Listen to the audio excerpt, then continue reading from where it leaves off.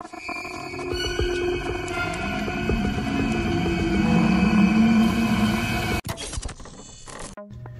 again everyone, and welcome back to Reddit Aliens. I'm John, and as always, thank you so much for being here.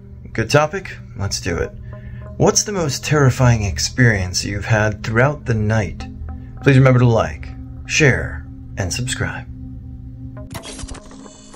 I woke up to my husband having a stroke. He's always a restless sleeper, but it slowly sank in that this was unusual. His whole right side was paralyzed and he couldn't speak. We live in a country with regular power outages, which at the time meant my phone signal was also down. It took a few hours to get hold of people. Ambulance service is also useless. He was already recovering by the time we got him to the hospital. He totally recovered from the stroke, but his hospital tests showed he was very close to suddenly dying from incredibly wonky blood vessels to his heart. 3 weeks later, he had a quadruple bypass, and more than a year later, he's now doing great. Had regular sleepovers at a friend's house on Friday nights in early high school. A bunch of us hung out in the living room, ate pizza, and watched horror movies when we got home from the football game. One night I was exhausted, fell asleep in the living room, then got up and went to her room to go to bed. Still half asleep, I ended up face down on her bed in the pitch dark. I shifted, trying to get comfortable, just about to be fully asleep when something directly beneath me started shaking and screaming.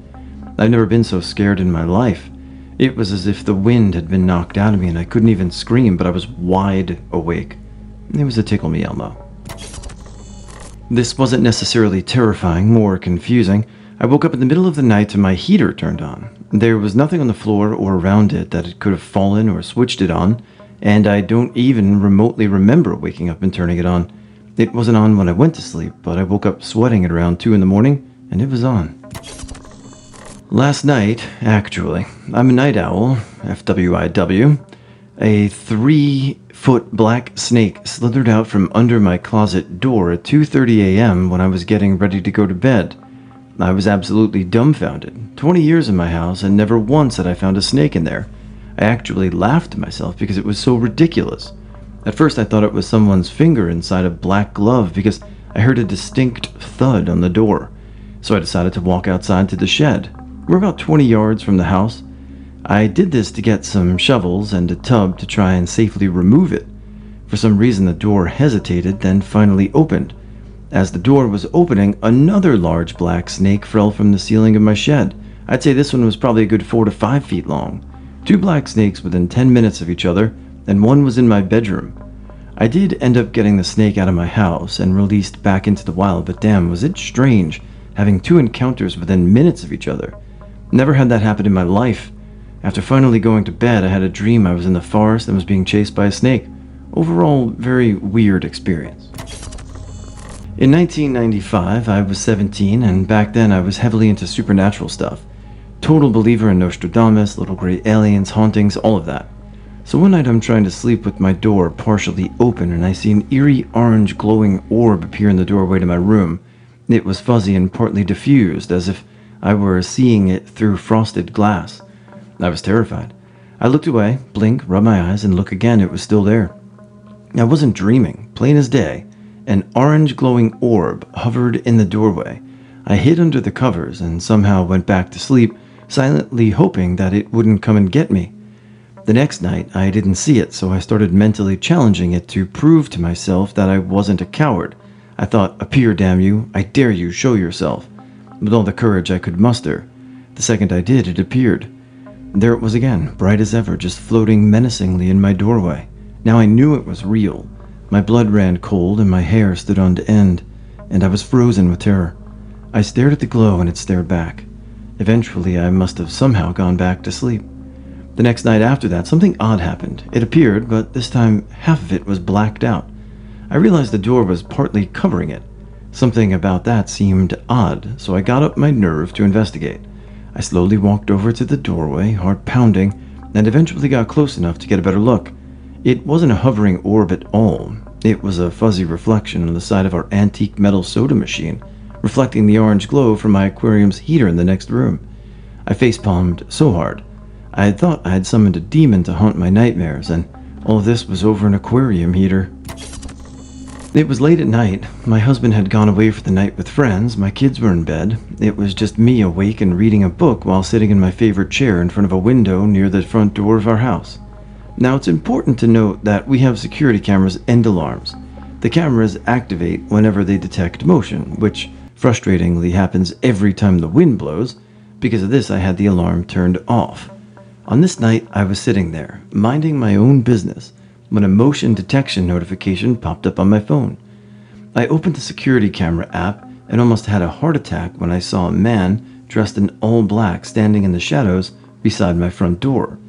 Next thing I see him move and peer through the window that I'm sitting in front of before trying to quietly pry it open with a knife. I just sat there paralyzed with fear, staring at the now creaking window. In that moment, I didn't even think of calling the police. My brain was screaming at me not to speak or make any noise, but to somehow scare him off. In a moment of clarity through my panic, I remembered the alarm and pressed the button to activate it. The sound rang out, and I watched as he looked up at the camera in shock before running away at top speed. I did end up calling the police, and yes, they ended up catching the guy. We later found out that he targeted us as he knew my husband wasn't home. One night, when living alone, I woke up to 3 loud, methodical knocks on my bedroom door. The first one woke me up, and I was wide awake for the second too. The front door to this apartment was down a flight of stairs on the opposite end from my bedroom. So while I would have heard knocking on the door, it wouldn't have been that loud. Someone was in my apartment. I grabbed my phone and punched in 911, then waited with my thumb over the green dial button. Half an hour later, and there hadn't been any further noises. I eventually got up and locked my bedroom door. When the sun came up, I finally ventured out into the apartment, fully expecting to be discovered I had been robbed, but nothing had been disturbed and my doors and windows were all locked. I still have no idea what it was, but it was one of the scariest moments I've experienced. The weirdest thing I've experienced? I live in a small mountain town and it takes 3 hours and 4 mountain passes to get to the nearest city.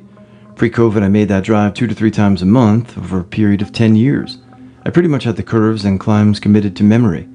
One night I'm making the drive at 2 a.m. to catch an early flight, cruising the curves and enjoying the lack of semi-trucks. Left curve, right curve. You know there's a big sweeping curve to the left coming up when all of a sudden I'm driving on a straight road. I'm well aware this isn't a straight section of that highway for another 30 miles. So immediately I'm looking around trying to figure out where the hell I am. Not a single highway sign on the side of the road. Smacked myself a few times to make sure I hadn't fallen asleep. Phone has no service, but that's normal, so I can't check my location. Looking out the window, I realize the high desert scrub trees and have been replaced with a thick forest. Imagine your headlights picking up dark, heavy, can't see 10 feet forest that I would imagine in the Pacific Northwest, something that we don't have here. I'm looking at the clock, and for 15 minutes I'm driving on a straight road through the ominous dark forest when I should be on a curvy mountain pass in the desert. Right about the time I'm going to have a full-on panic attack, that sweeping left curve appears, and I'm out of the forest, back in the scrub. So I chalked it up to drowsy driving and an overactive imagination until it happened again 2 years later.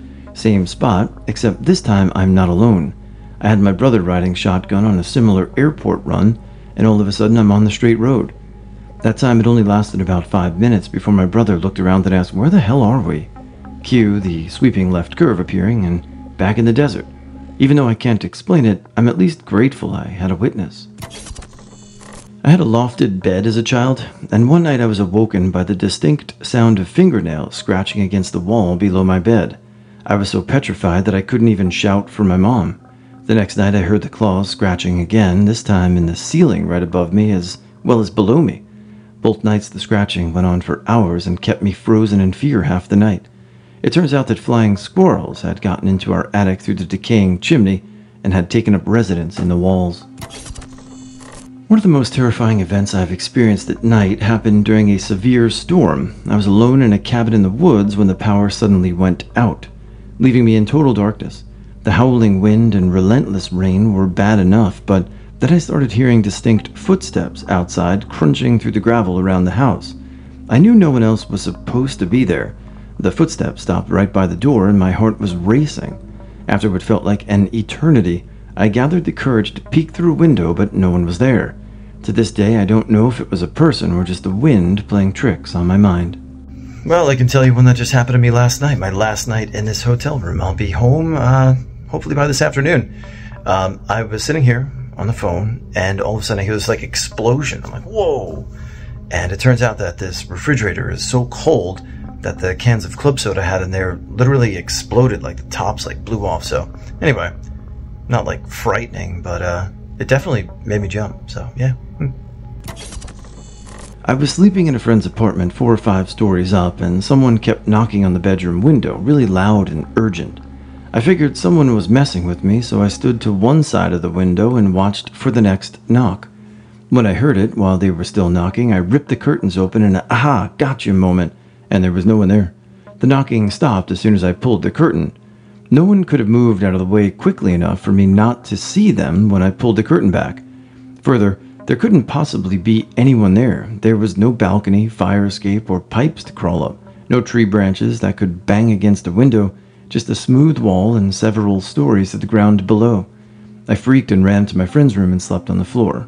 I left in the morning.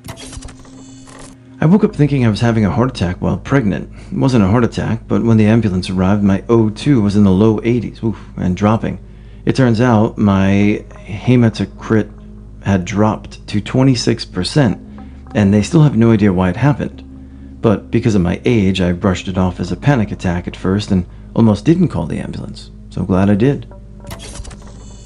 I was a bigger girl with big boobs and wild, crazy, curly hair, slept nude, and was living alone in a slightly sketchy neighborhood. I'd had a big argument with my boyfriend over his drinking and broke up with him. Sometime in the middle of the night, I heard someone at my kitchen window.